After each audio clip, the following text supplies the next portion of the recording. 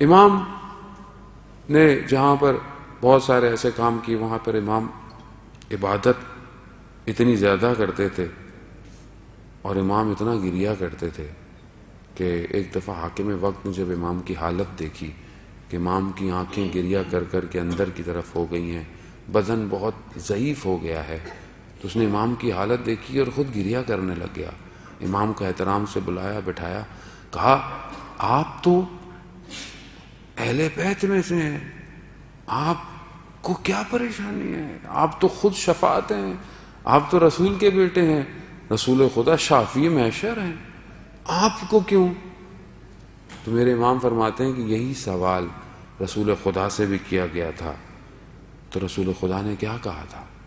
رسول خدا سے بھی تو کہا تھا کہ ازواج نے کہ آپ کیوں اپنے رخسار کو گرم ریت پر یا ریت پر رکھ کر خدا کی بارگاہ میں استغفار کرتے ہیں، خدا کا شکر ادا کرتے ہیں، کیوں کرتے ہیں؟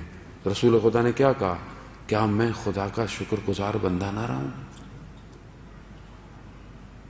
رسول خدا سجدے میں کہہ رہے ہیں رب لا تکلنی الی نفسی، اے میرے پروردگار مجھے پلک جھپکنے کے لمحے کے برابر میرے حال پر مت چھوڑ۔ رسول ہیں، کائنات کے لیے رحمت للعالمین ہیں، مگر وہ یہ کہہ رہے ہیں کہ پروردگار مجھے میرے حال پہ مت چھوڑ۔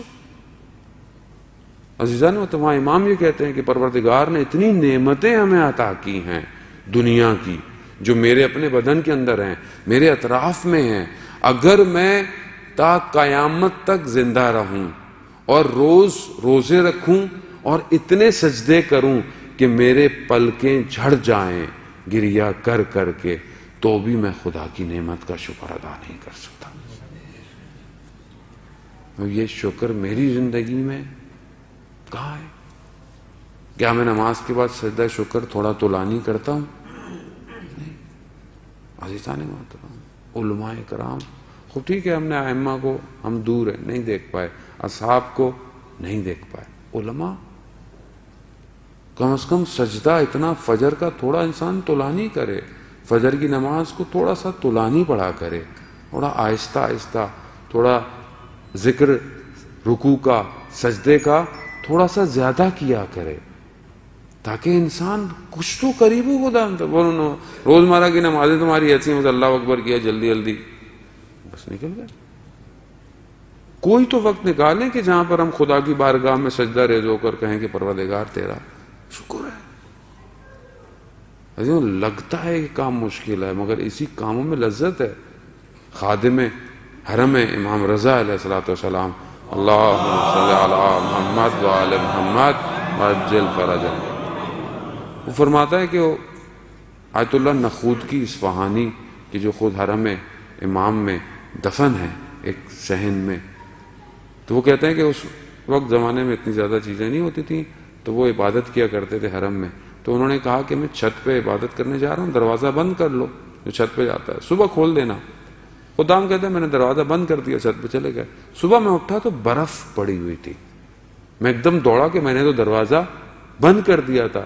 میں جب اوپر گیا تو میں نے کیا دیکھا کہ آیت اللہ نخود کی اصفہانی رکوع کی حالت میں ہے اور 2-2 فٹ برف پڑی ہوئی ہے اوپر۔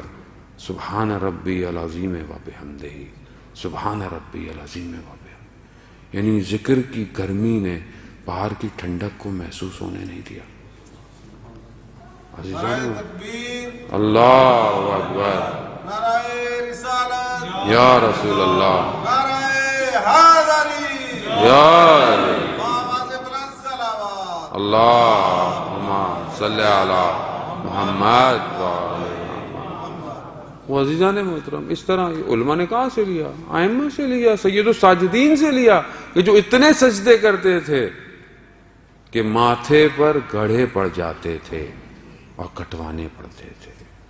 تو کوئی تو میری زندگی میں اس امام کو میں مانتا ہوں، کچھ تو میری زندگی میں کوئی ایک سجدہ تو ہو، کچھ تو طولانی سجدہ ہو میری زندگی کے اندر۔ امام نماز کی حالت میں کھڑے ہیں، راوی کہتا ہے کہ امام کی ابا ہٹ گئی۔ میں نے کہا امام کو کہ نماز کے بعد کہ مولا آپ متوجہ نہیں تھے کہ شاید نماز میں آپ کی ابا ہٹ گئی؟ امام کہتے ہیں مگر تم نہیں جانتے تھے میں کس کے سامنے کھڑا تھا۔ یعنی توجہ اس خالق کے آگے کیسی ہے؟